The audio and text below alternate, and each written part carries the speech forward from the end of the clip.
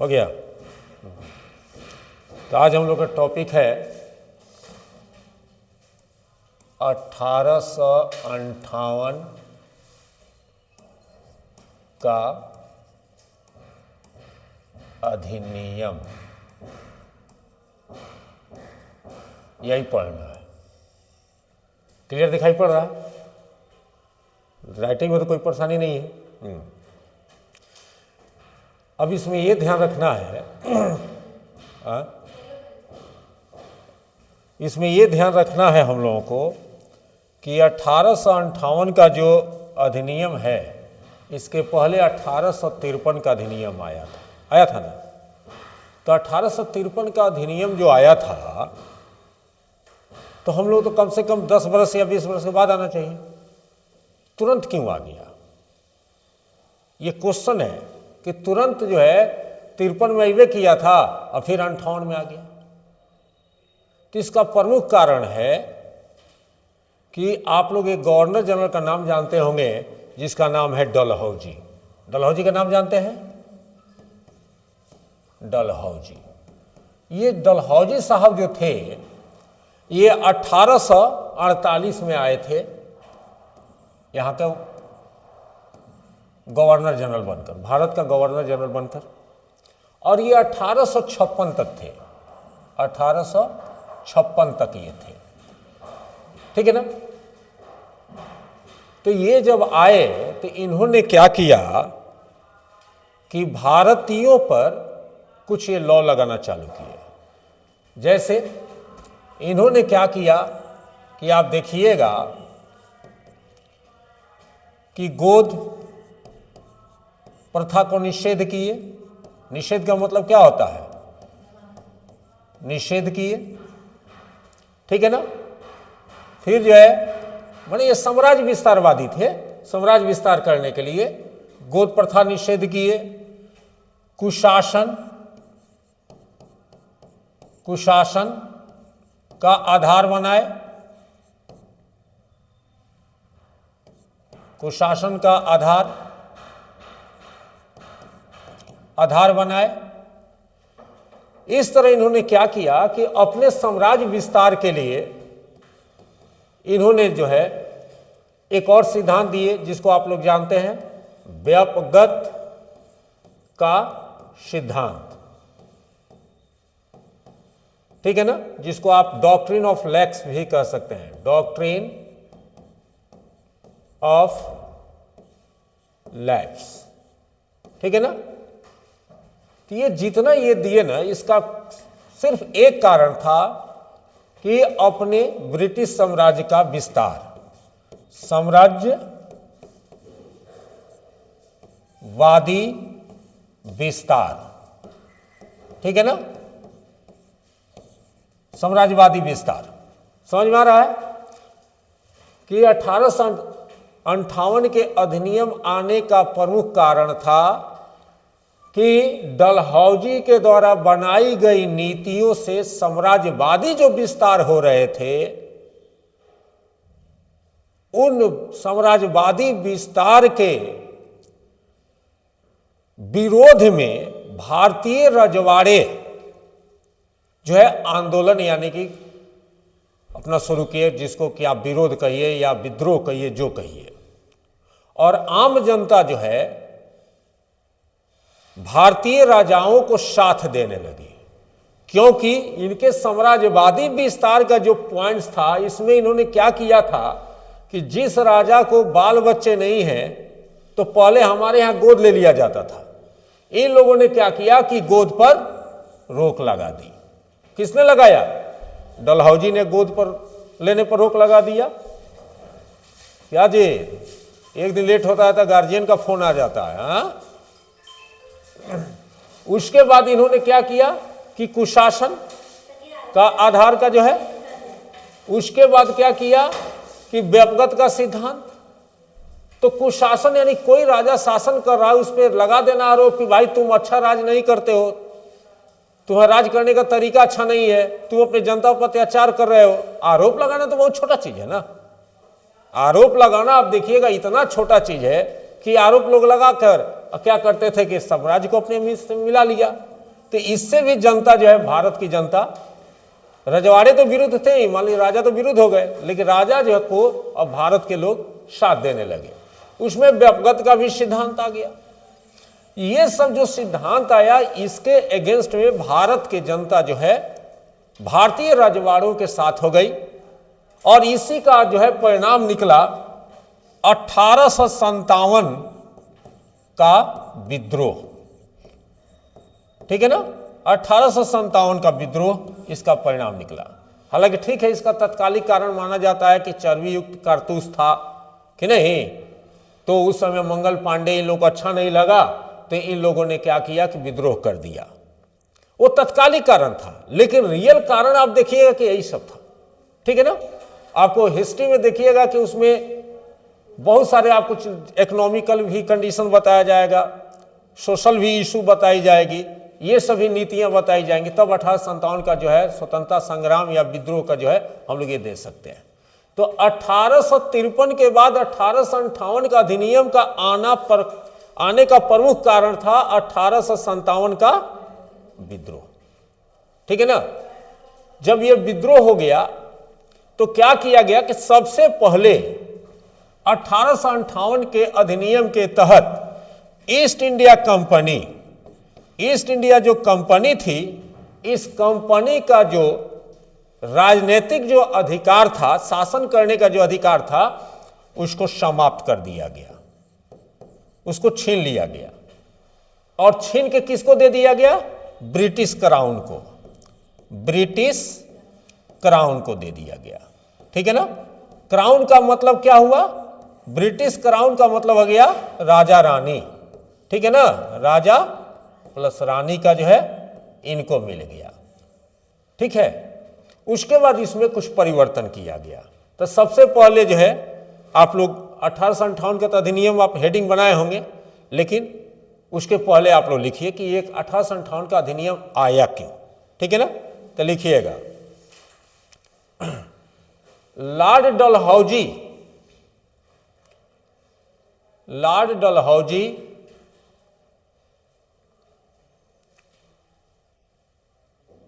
के शासनकाल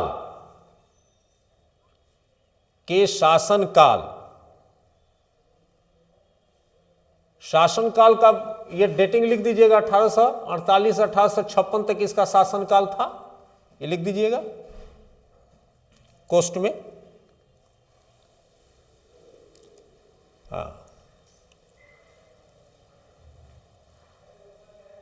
हाँ, में अंग्रेजी साम्राज्य विस्तार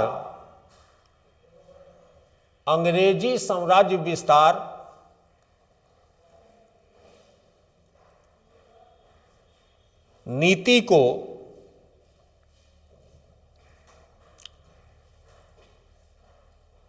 बढ़ावा मिला।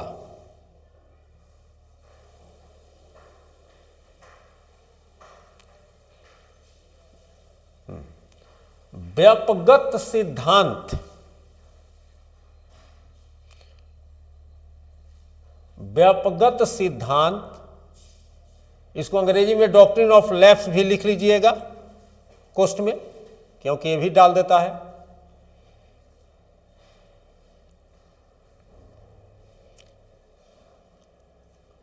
के तहत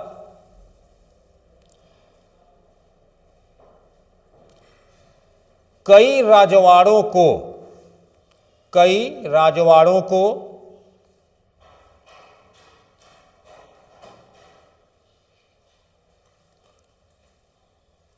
ब्रिटिश साम्राज्य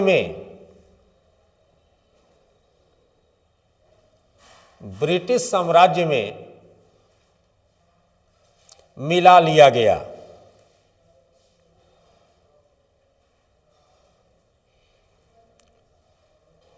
इसके विरोध में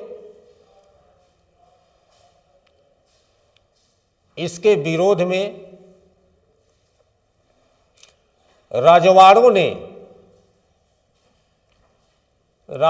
ने तीव्र प्रतिक्रिया दिखाई।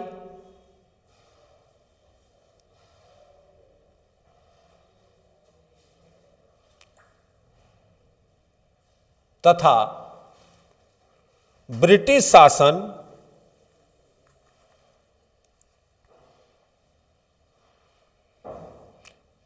शासन से असंतुष्ट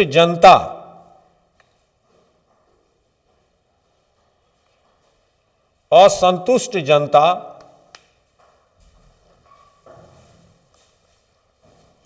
ने उन रजवाड़ों को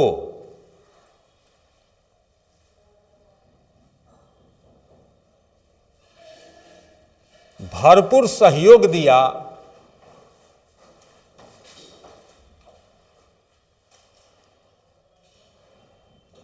जिसके परिणाम स्वरूप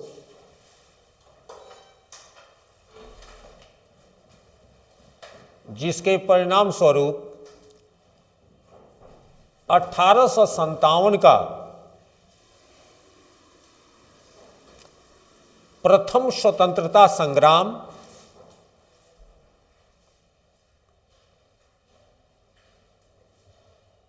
प्रारंभ हो गया।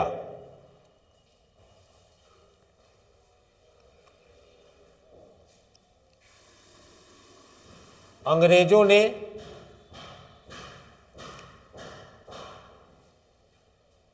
इसे देखते हुए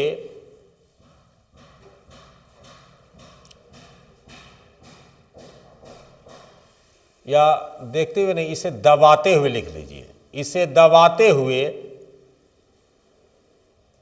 क्या चीज दबाते हुए? विद्रोह जो था उसको दबाते हुए भारतीय साम्राज्य पर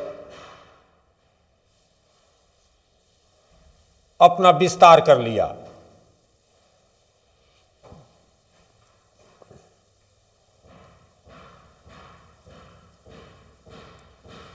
और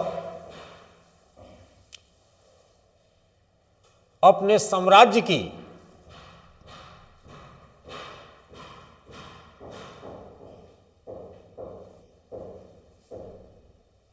हितों की सुरक्षा के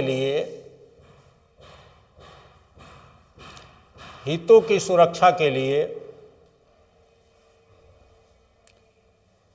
इन्वर्टेड कॉमा में ले लीजिएगा, भारत सरकार अधिनियम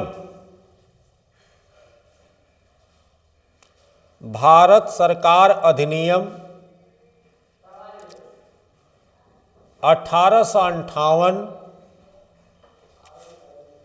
इन्वर्टेड कॉमा बंद कर दीजिए, ब्रिटिश संसद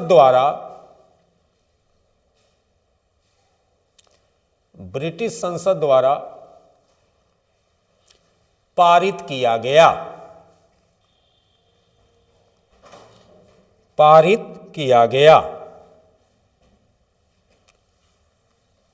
हो गया। चलिए अब जो है आप लोग हेडिंग बनाइए, भारत सरकार अधिनियम 1858।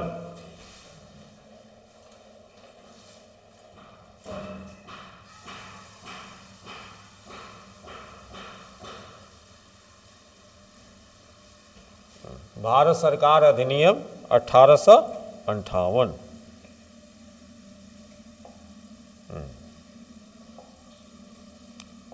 ठीक है।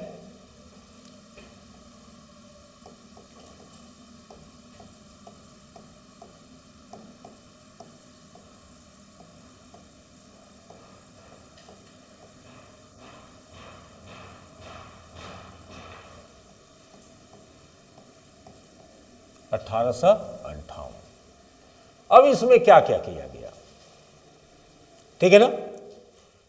तो इसमें सबसे पहला काम किया गया कि मान लीजिए कि जो व्यक्ति या कोई नीति से अगर किसी को हार्म हो रहा है, उस नीति की वजह से विद्रोह हो रहा है, तो क्या किया जाएगा? उस नीति को बदल दी जाएगी, यही ना होगा। और जो नीति को बनाया है उसको भी बदल दिया जाएगा। तो पहला काम क्या किया गया कि 1858 के अधिनियम, देखिएगा ये मेंस में बड़ी ज्यादा पूछता है, 1858 के अधिनियम के तहत ईस्ट इंडिया कंपनी के शासन को क्या किया गया, समाप्त कर दी गई। तो पहला पॉइंट लिखिए,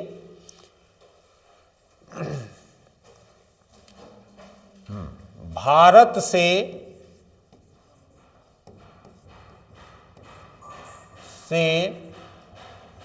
ईस्ट इंडिया कंपनी के शासन को समाप्त कर दिया गया। पहला हो गया। और शासन की जिम्मेवारी और शासन की जिम्मेवारी ब्रिटिश क्राउन को दे दिया गया।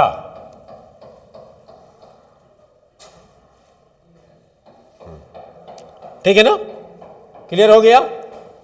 चलिए एक इसी में नोट लिख लीजिए, नोट जरूरी होता है लिखना। लिखिएगा, यह ईस्ट इंडिया कंपनी, यह ईस्ट इंडिया कंपनी के शासन को समाप्त कर दिया गया या समाप्त कर दिया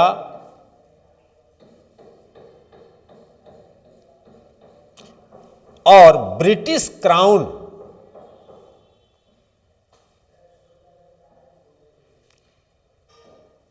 के शासन की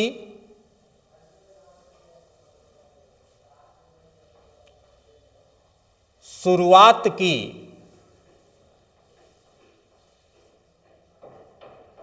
घोषणा की गई।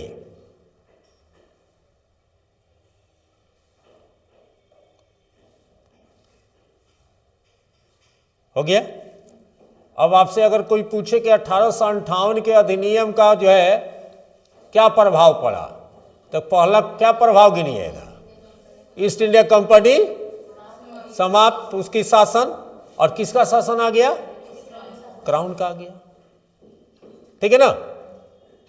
उसके बाद ऐसा नहीं है, कुछ अब प्रशासन में भी फेरबदल किया गया, कुछ नए नए पोस्ट जोड़े गए। ठीक है ना। तो आप लोग एक अधिनियम पढ़े होंगे, पिट्स इंडिया एक्ट। कब आया था पिट्स इंडिया एक्ट? 1884 में आया था। तो सॉरी 1784। हाँ भाई, रिकॉर्डेड हो रहा है, आप लोग उल्टा मत ही कीजिएगा। 1784 में आया था पिट्स इंडिया एक्ट। तो पिट्स इंडिया एक्ट के तहत जो है, आप देखिएगा कि बोर्ड ऑफ कंट्रोल और director of control, court of directors का गठन किया गया था। तो उसको जो है समाप्त कर, ठीक है ना, उनके जितने भी अधिकार थे वह अधिकार दिया गया भारत सचिव को। किसको दिया गया?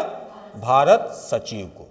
ठीक है ना। देखिएगा ये भी, अब भारत सचिव जो बनता था वो भारत सचिव मंत्रिमंडल का, यानी कि इंग्लैंड में जो शासन होती थी, जो सरकार होती थी, उसमें वो करीब केंद्रीय मंत्री स्तर का होता था।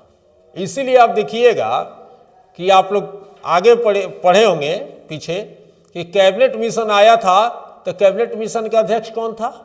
Pethick Lawrence. और पैंथिक लॉरेंस लॉर्ड एटली के कैबिनेट में क्या था?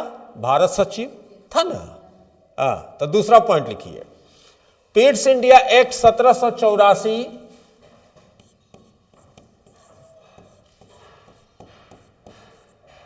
पिट्स इंडिया एक्ट 1784 द्वारा गठित द्वारा गठित बोर्ड ऑफ कंट्रोल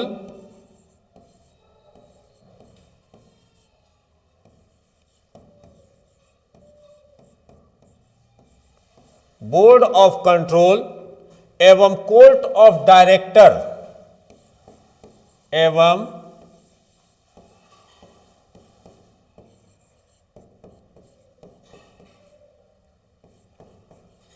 डायरेक्टर्स को समाप्त कर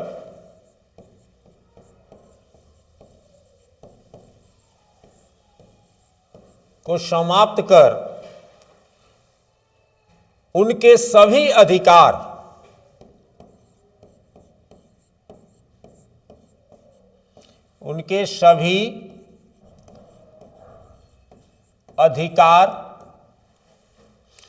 भारत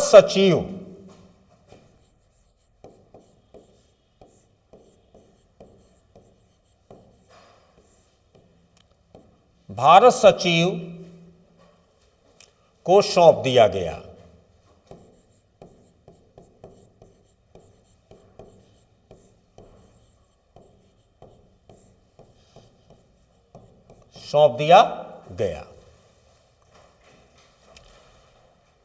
दिखाई पड़ा ना ठीक से?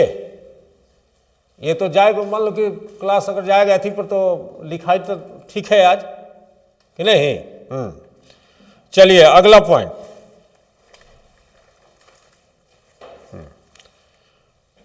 भारत सचिव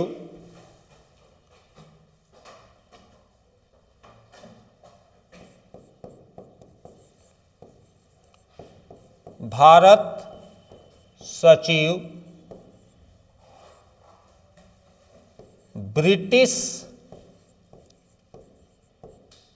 मंत्रिमंडल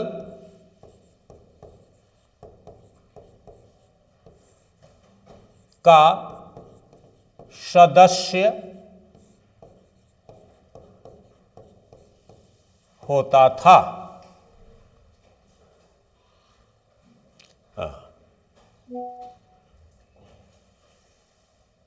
का सदस्य होता था।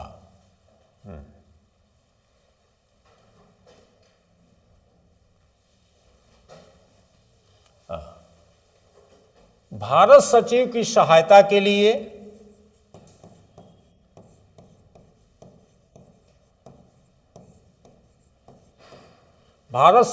सहायता के लिए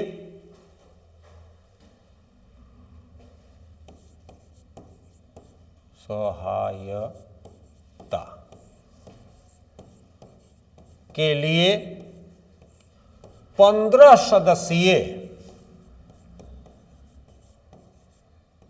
भारत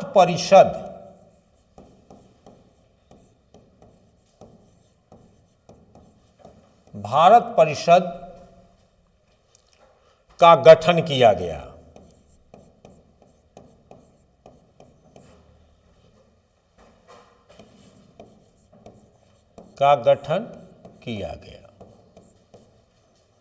ठीक है ना? यानी कि अब भारत सचिव को सहायता देने के लिए एक भारत परिषद होगा जिसके कितने सदस्य होंगे? 15 सदस्य। और ये 15 सदस्य अब कहां से आएंगे? ये 15 सदस्य की नियुक्ति कैसे होगा, कौन करेगा, अब ये करना है। तो नोट लिखिए। नोट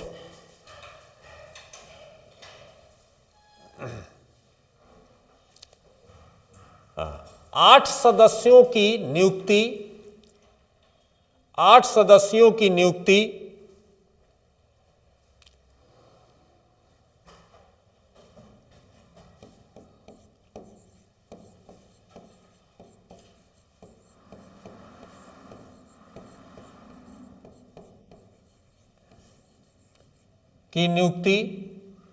ब्रिटिश क्राउन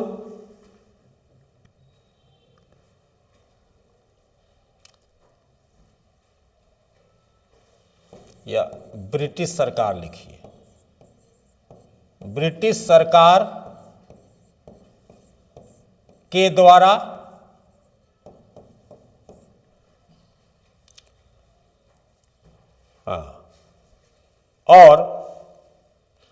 7 सदस्यों की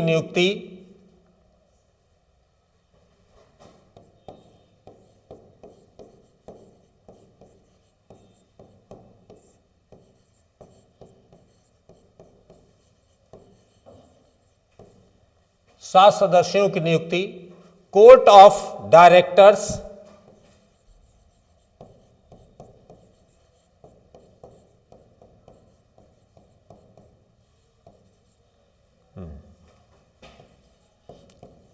करते थे।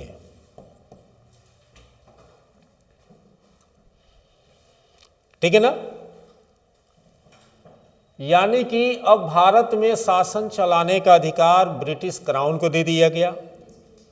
उसके बाद एक भारत सचिव जो थे, इनको सारे अधिकार दिए गए कि आप शासन कीजिए। भारत सचिव जो शासन करेगा, किसके साथ करेगा? 15 सदस्यीय एक भारत परिषद का निर्माण किया गया है। ठीक है ना? कहीं लिखे होंगे भारत परिषद, ठीक है ना? ये इनके माध्यम से करेगा, जिसमें 8 सदस्यों की नियुक्ति कौन करेगा? ब्रिटिश सरकार करेगी। और 7 सदस्यों की नियुक्ति कौन करेगा? Court of director. अब क्वेश्चन उठता है कि इनका खर्चवा कहां से आएगा? इतने बड़ा जो ये हो गए तो इन लोगों को खर्च आना चाहिए ना, कहां से इन लोगों को पेमेंट वेमेंट किया जाएगा? ठीक है ना? तो लिखिए, भारत सचिव एवं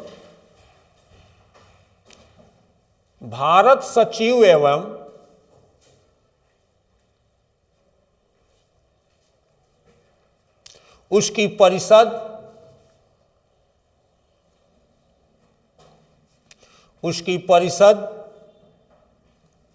का खर्च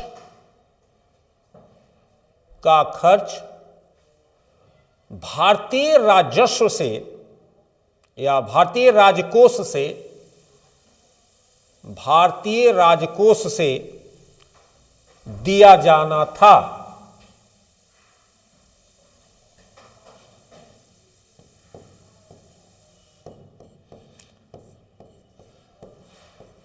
भारत सचिव एवं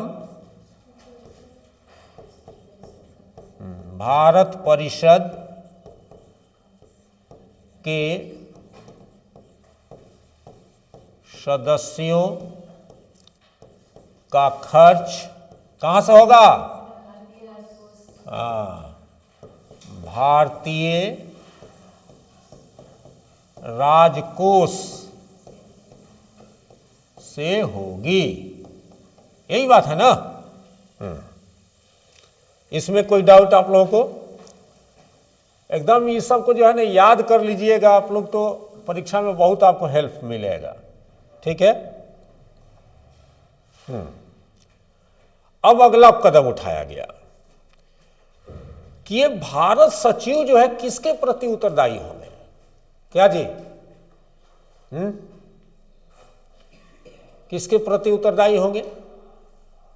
जैसे कि मान लीजिए कि हर जगह अगर आप कोई गलती करेंगे तो कंप्लेन हम लोग कहां करेंगे?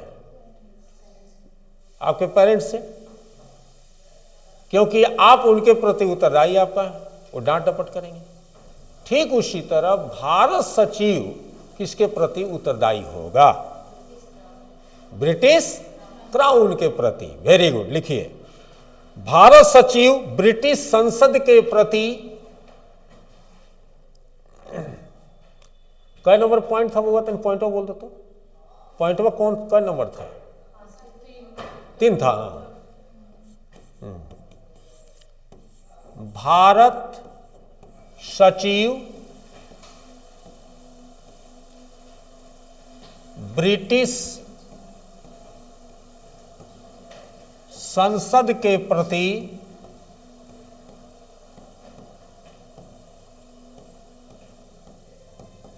उत्तरदायी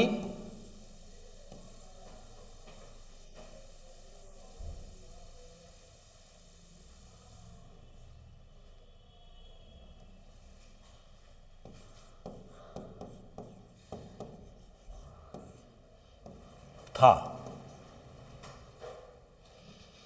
ठीक है ना। अब बताइए कि इतना चीज समझे तो सत्ता अब इसका क्या हुआ। जैसे कि आप लोग देखिएगा कि दो तरह का होता है, एक केंद्रीकृत सत्ता सेंट्रलाइज शासन, एक होता है डिसेंट्रलाइज। जैसे भारत में देखिएगा कि शासन एक आदमी के हाथ में नहीं है, डिसेंट्रलाइज है। पंचायत होता है, फिर विधानसभा का चुनाव होता है, फिर लोकसभा का होता है कि नहीं। तो भारत का देखिएगा कि संविधान कहा जाता है कि ये जो है कभी कभी एकात्मक हो जाता है, केंद्रीकरण हो जाता है। तो कब होता है, जैसे कि मान लीजिए कि भारत के किसी भाग में या भारत पर अगर किसी तरह का ये हो जाए तो आपात उपबंध लगा के एकीकृत कर दिया जाता है ना। तो यहां पर अब ये क्वेश्चन उठता है कि 1858 के अधिनियम के तहत जब इतना परिवर्तन किया तो सत्ता का क्या हुआ। तो हमेशा समझिए सत्ता का सेंट्रलाइजेशन हो गया, यानी कि सत्ता केंद्रीकृत हो गई। तो पैराग्राफ चेंज करके लिखिएगा, इस प्रकार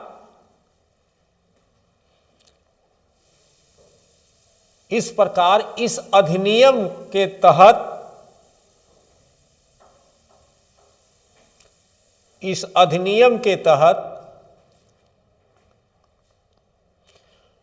भारत के शासन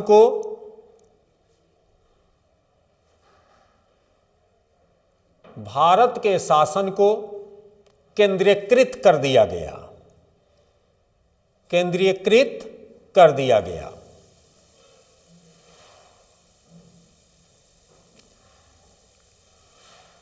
हो गया। हाँ, अगला पॉइंट, चलो पीछे से बताओ तुम लोग कि द्वैध शासन किस अधिनियम के तहत लागू किया गया था भारत में। दोहरी शासन कब किया गया था? पिट्स इंडिया एक्ट के तहत दोहरी शासन जो लागू किया गया था उसको क्या किया गया, इस अधिनियम के तहत समाप्त कर दिया गया। ये भी पॉइंट लिख लीजिए। पिट्स इंडिया एक्ट 1784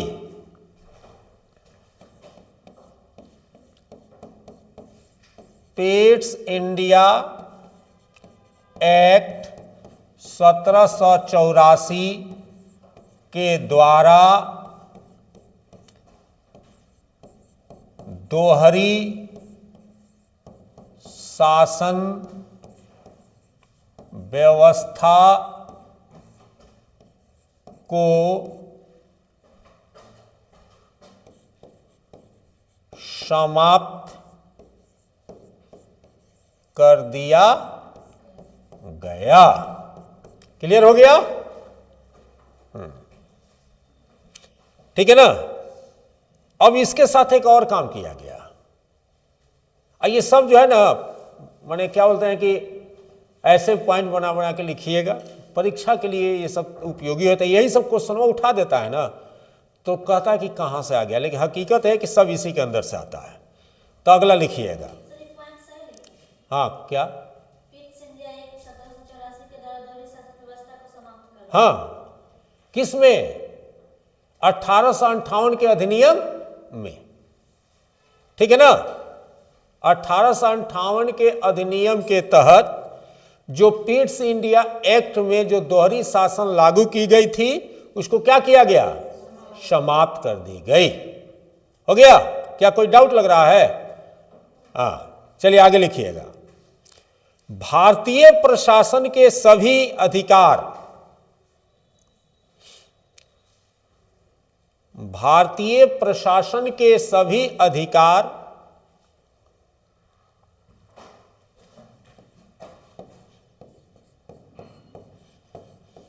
भारतीय प्रशासन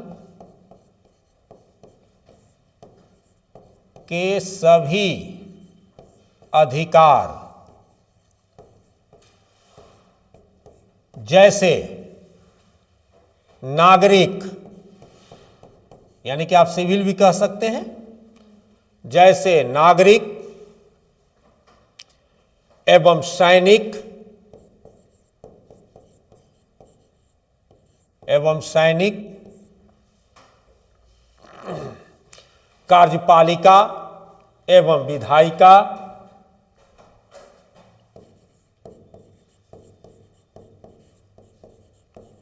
कार्यपालिका एवं विधायिका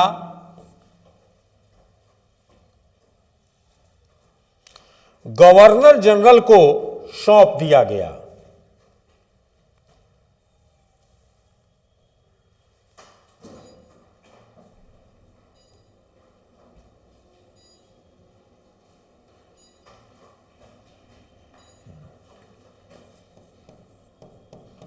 गवर्नर जनरल को सौंप दिया गया। हो गया।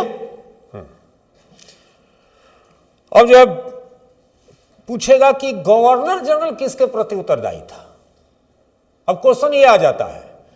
पहले पूछा गया कि भारत सचिव किसके प्रति उत्तरदायी था, तो ब्रिटिश संसद, ठीक है। अब पूछा जाएगा कि इतना पावर जब गवर्नर जनरल को दे दिया गया तो गवर्नर जनरल किसके प्रति उत्तरदायी था, भारत सचिव के प्रति, क्योंकि गवर्नर जनरल को बहुत पावर मिल गया था।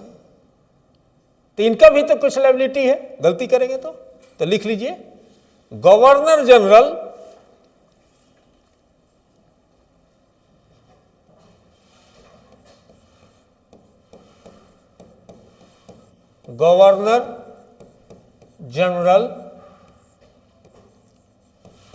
भारत सचिव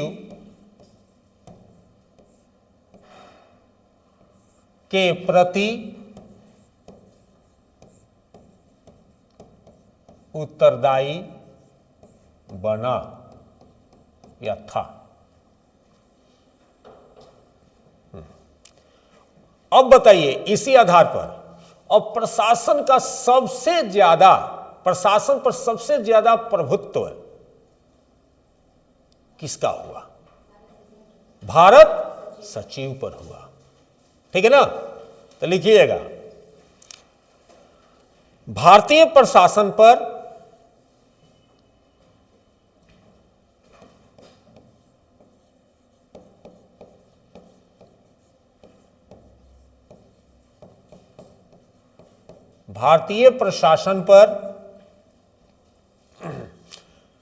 भारत सचिव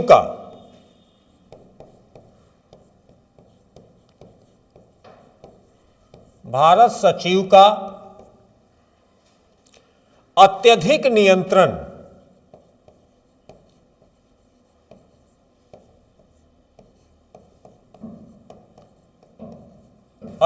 नियंत्रण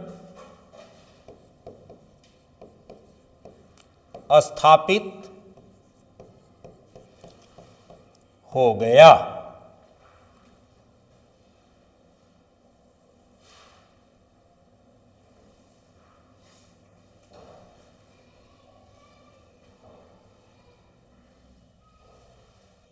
हो गया। अब आपसे एक जीके का क्वेश्चन, और आप लोग जानते भी होंगे, नहीं जानते हैं तो जान लीजिए। तो भारत का पहला भारत सचिव कौन था, जैसे था ना कि बंगाल का पहला गवर्नर जनरल, फिर भारत का पहला गवर्नर जनरल, उसी तरह पहला भारत सचिव कौन था ना, भारत सचिव एक पोस्ट क्रिएट किया गया था। तो लिख लीजिए भारत का पहला भारत सचिव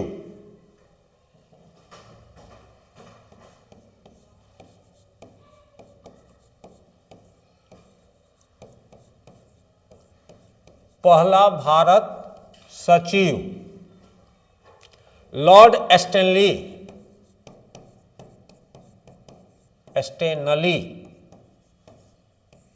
बना। लॉर्ड स्टेनली बना,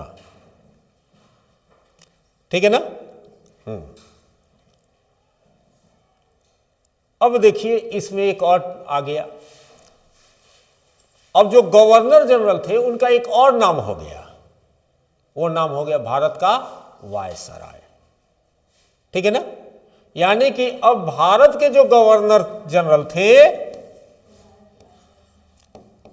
भारत के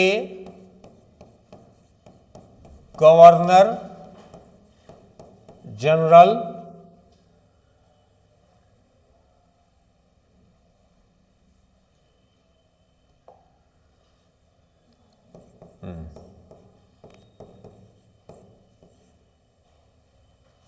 ये जो थे गवर्नर जनरल अब वायसराय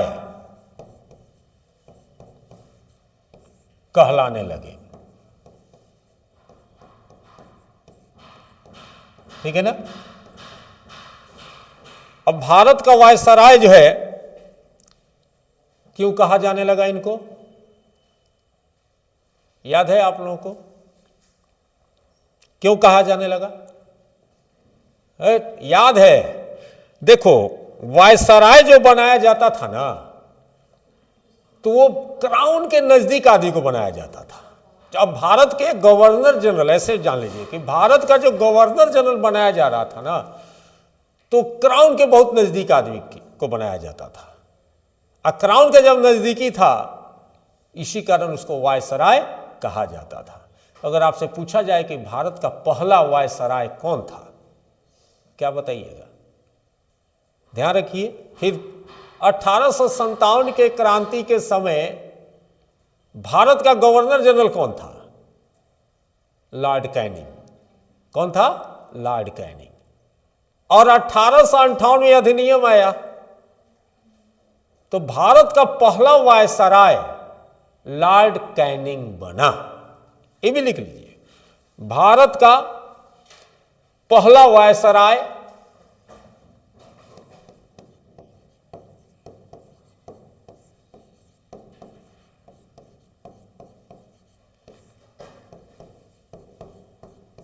लॉर्ड कैनिंग बना। हो गया। अब जो है सब लिखा गया। थोड़ा टाइम तो लग रहा है, लेकिन याद हो जाना चाहिए। एक बार और रिवीजन जब किया जाएगा। अब जो है इंग्लैंड के जो महारानी थी, उन्होंने एक घोषणा किया इलाहाबाद में। उस घोषणा को भारत के नागरिकों के लिए मैग्ना कार्टा कहा जाता है। ठीक है ना। तो ये घोषणा क्या था? तो देखिएगा, ये नई कोई चीज नहीं है, लेकिन फिर भी इसको नया बनाया गया। हेडिंग बनाइए, 1 नवंबर 1858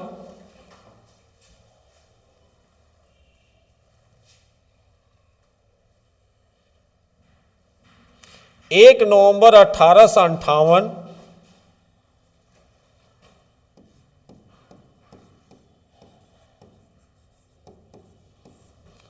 1858 की घोषणा। 1 नवंबर 1858 की घोषणा। यह घोषणा किया गया था इलाहाबाद में।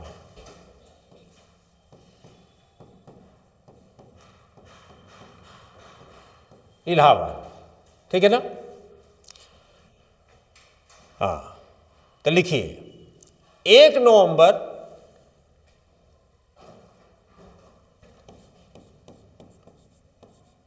1858 को महारानी विक्टोरिया, महारानी विक्टोरिया ब्रिटेन की महारानी थी, तो पता है ना। महारानी विक्टोरिया ने घोषणा की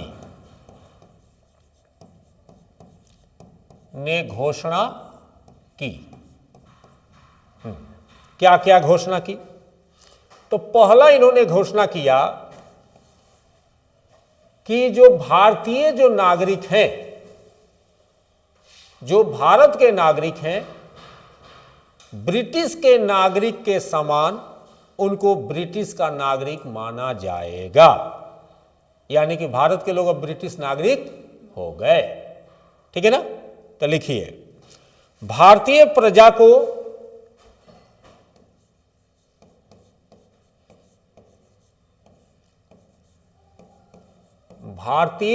को ब्रिटिश प्रजा के समान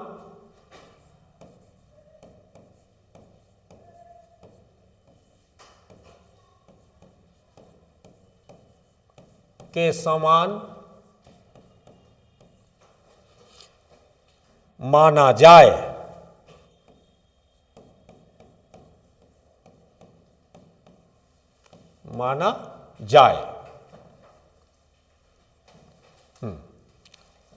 ठीक है ना। दूसरा घोषणा किया गया कि आप लोग 1853 के ही घोषणा में आप लोग पढ़े होंगे कि सरकारी सेवाओं में वर्ण धर्म ये सब नहीं ना देखा जाएगा। तीनों ने भी तो यही कहा। तो लिखिए दूसरा में,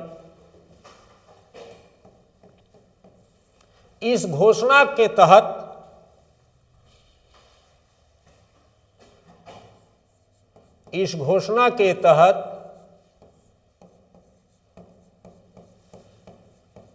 भारतीय लोगों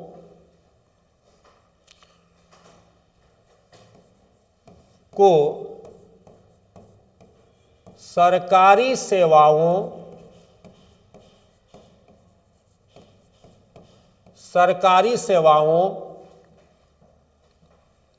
में भर्ती के समय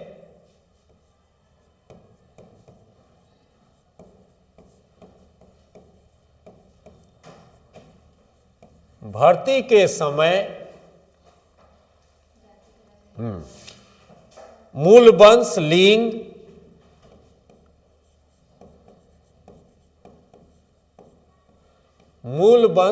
लिंग, धर्म, निवास स्थान,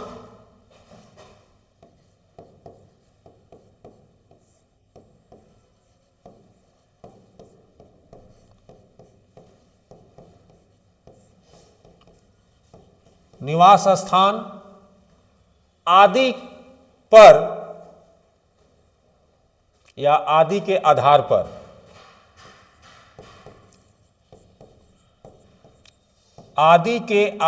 पर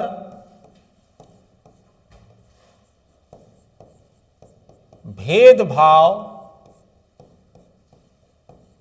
नहीं किया जाएगा।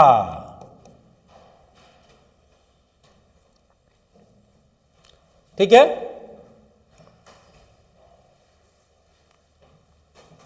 ये तो अच्छा लग रहा है ना।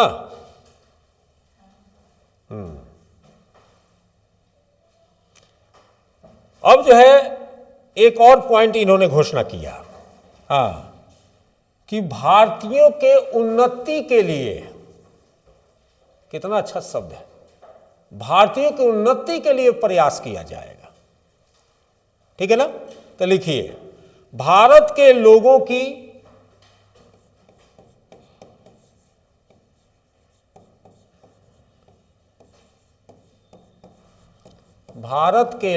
की भौतिक उन्नति के लिए, या भौतिक एवं नैतिक भी लिख लीजिए, एवं नैतिक उन्नति के लिए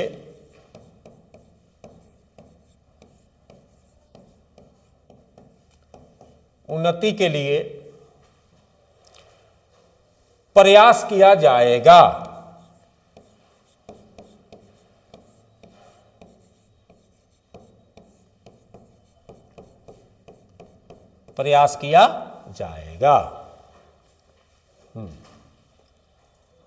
ठीक है ना। और अंतिम में लिख लीजिए पैराग्राफ चेंज करके, इस घोषणा, महारानी की इस घोषणा को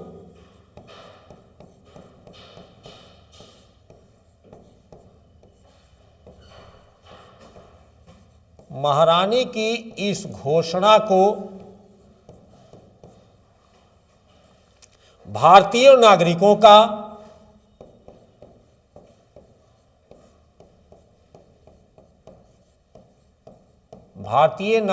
का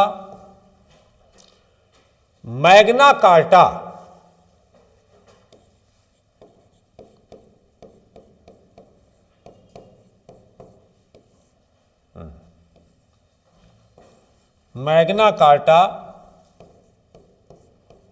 कहा गया। ठीक है, ये रहा आप लोगों का आज 1858 के अधिनियम का। ठीक है ना। इसके बाद देखिएगा कि जो अधिनियम आएंगे वो अधिनियम थोड़ा सा तनी ज़्यादा उसमें अब कानून बन कर आएगा। तो चलिए अब जो है ये तो लिखावट एकदम समझ में आ रहा है ना। तो अब एक बार इसको रिवाइज आप लोग कर लीजिए। ठीक है, यही से ना नीचे होगा। क्या हुआ? अच्छा,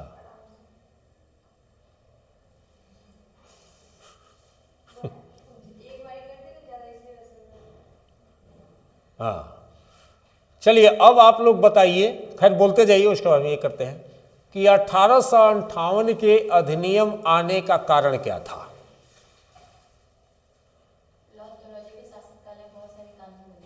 हाँ ठीक है, एकदम बोलते जाइए।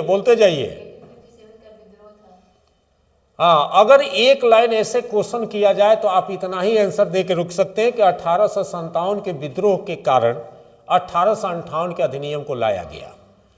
अब लॉर्ड डलहौजी तो समझाने के लिए हम बोले कि देखो भाई, डलहौजी आया तो साम्राज्यवादी विस्तारवादी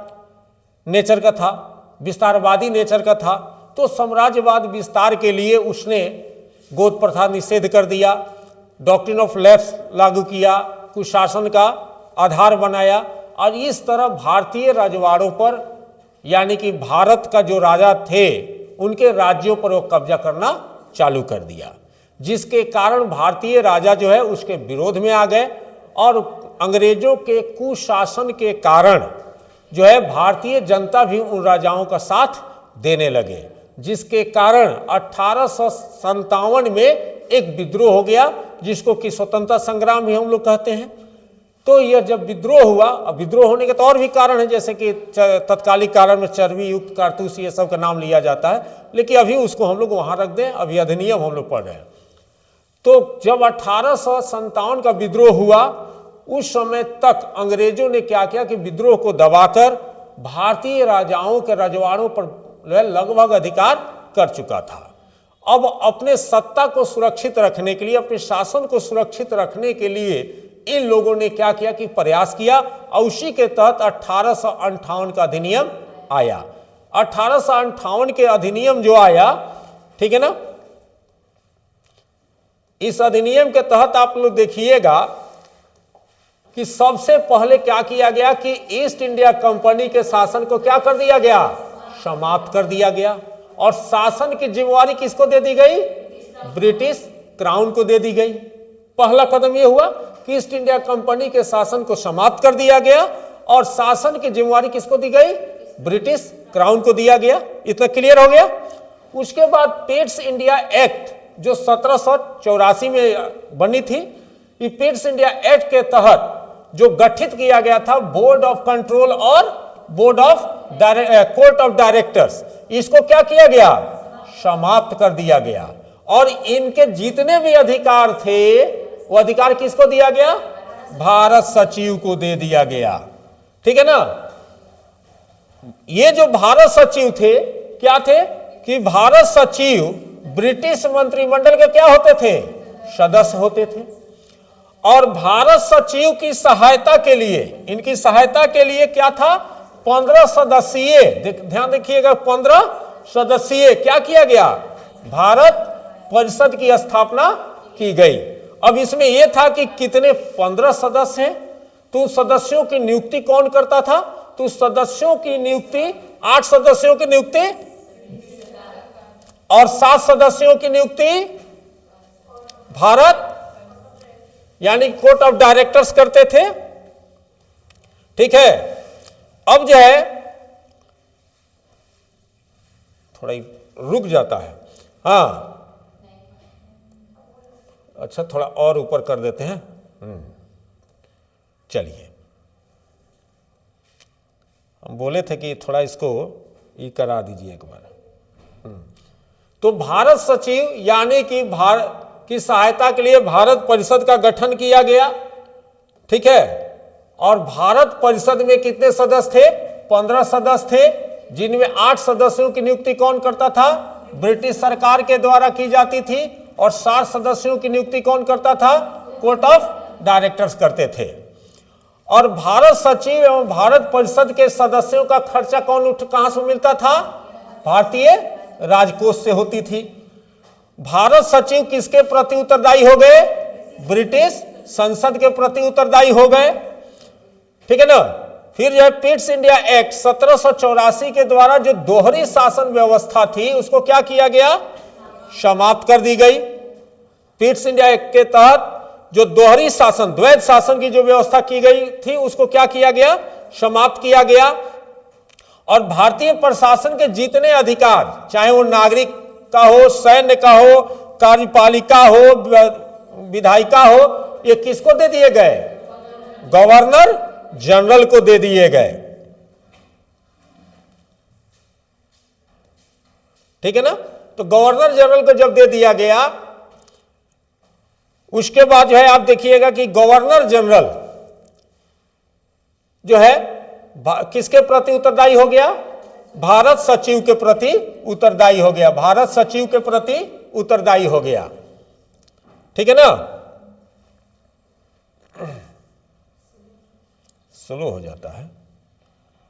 खैर, भारत सचिव के प्रति उत्तरदायी हो गया। भारतीय प्रशासन पर सबसे ज्यादा नियंत्रण किसका हो गया? भारत सचिव का हो गया। तो पहला भारत सचिव कौन था? लॉर्ड एस्टेनली। भारत के गवर्नर जनरल को क्या कहा जाने लगा? वायसराय। तो भारत का पहला वायसराय लॉर्ड कैनिंग, ठीक है। उसके बाद क्या हुआ कि नवंबर में 1 नवंबर 1858 को एक घोषणा हुई। किसकी घोषणा थी? महारानी की घोषणा थी। यह घोषणा कहां महारानी ने किया था? इलाहाबाद में।